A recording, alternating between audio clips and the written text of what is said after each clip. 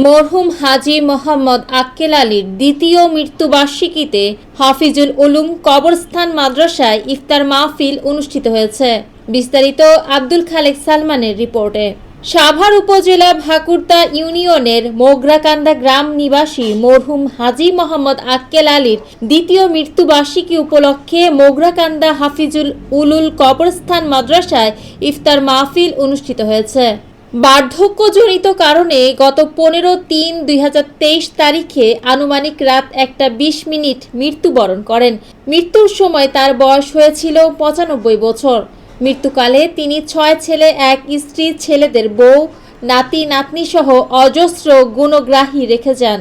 তার মৃত্যুর 17 মাস পর স্ত্রী সুফিয়া খাতুন ছাত্র আন্দোলনের মাস 27 আগস্ট 2024-এ মৃত্যুবরণ করেন। হাজী মোহাম্মদ আক্কেল আলীর আব্দুল খালেক সালমানের পিতা।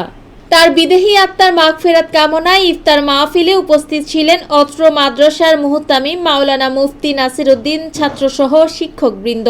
মুহতামিম, এতিম ছাত্র ও শিক্ষকদের এলাকার মানুষের কাছে একটাই দাবি, মাদ্রাসার উন্নয়ন ও হাফেজ তৈরির লক্ষ্যে পবিত্র রমজানের ঈদে ও কোরবানির ঈদের দান, সাদকা, জাকাত ইত্যাদি দিয়ে সহযোগিতা করবেন। মরহুম হাজী মোহাম্মদ আক্কেল আলীর জন্য সন্তানরা দেশবাসীর কাছে দোয়া চেয়েছেন।